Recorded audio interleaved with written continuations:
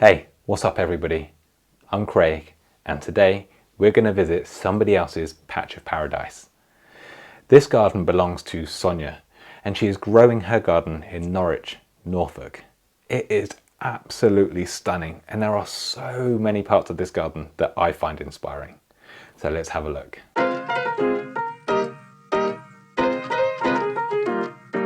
Sonja's beautiful tropical garden will be instantly recognisable if you follow any of the tropical garden Facebook groups, with its quirky garden structures, lush planting and that amazing treehouse.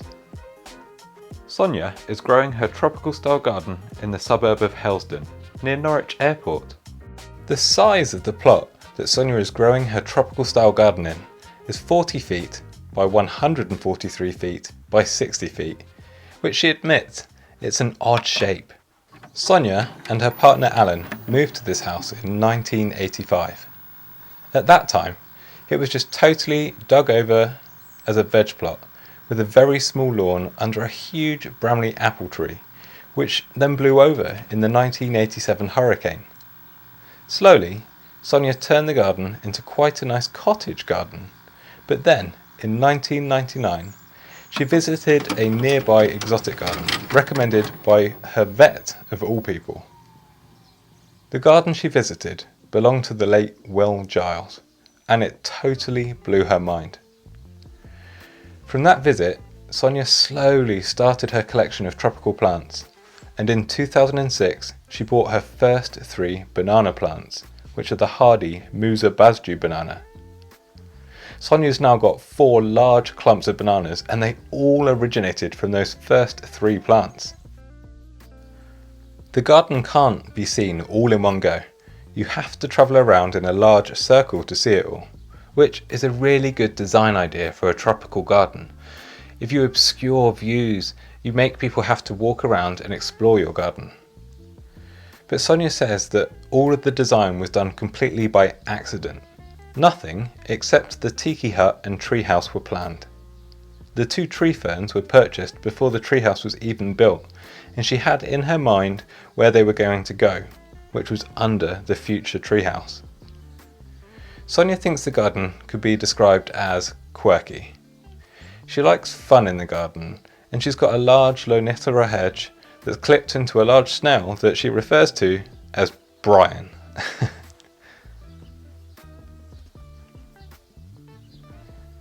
Sonja opens her garden as part of the National Garden Scheme, and she says when Indonesian people visit, they say that it could really be in their country, and comments like that make it all worthwhile. Sonja tells me that her favourite plants must be the bananas. She's now got several different types, and the bananas are closely followed by the palms. They give a real feel of the tropics. And as Sonja doesn't travel to hot tropical countries, she brings those countries to her garden.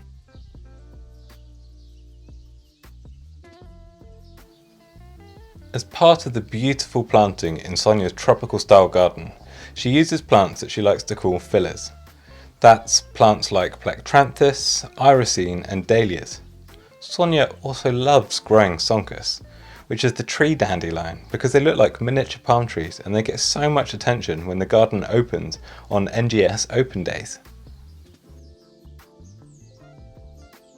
They had some deck left over from an old aviary, and she asked a friend to build a lid for her swing seat, and he ended up building the hut. A couple of years later, Sonja wanted a viewing platform, and together they built a treehouse, completely from reclaimed materials. Over this treehouse, Sonja drapes hanging plants, with ripsalis being another passion. So Sonja tells me that ripsalis are also known as the mistletoe cactus, a genus of 35 species, and incidentally Sonja actually grows a lot of mistletoe too. Ripsalis is most commonly grown as a hanging houseplant in the UK, but they can quite happily go outside for the summer. At the front of the garden, Sonja has a large succulent collection to make use of the south-facing aspect. But Sonja also grows red sugarcane, pseudopanax, manihot, and she hangs tillandsia, which is known as Spanish moss, from a lot of the trees. She likes to cover the soil completely with plants, But before everything is planted out in spring, she covers the whole garden with about 6 inches of mulch of well-rotted horse manure, which she gets a free supply of from their 3 horses. Looking after the garden in this way, she's not needed to weed the garden apart from around the lawn edge for the past 3 years. Yeah, you heard. She only has to weed the edge of her borders for the past 3 years. This is why the dense planting in tropical style borders is so good for a low maintenance garden.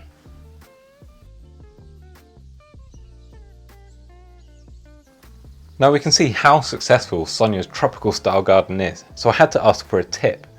And Sonja says that she always plants grassy shaped leaves next to wide, more solid leaves, and green plants next to coloured plants, and golden foliage works really well next to red or burgundy plants. And she follows this as a rule as much as she can, and it seems to work for the tropical effect that she's after in her garden. So to me, it's all about contrast. Find one style to offset another and you'll get success in your tropical garden design. Now I hope that everybody watching can take so many ideas and inspiration from Sonja's tropical style garden and apply them to their own patch of paradise. Thank you so much for watching, and if you want to share pictures of your patch of paradise, I've made a page on the website where you can easily upload photographs. It can be 1, 2 or many, I don't mind, and tell me a bit about your garden. There is nothing more rewarding than sharing your hard work with like-minded people that are interested in the same thing as you. I will link to that page at the end of the video and in the description below. Thank you so much for watching, and I will see you all in the next video.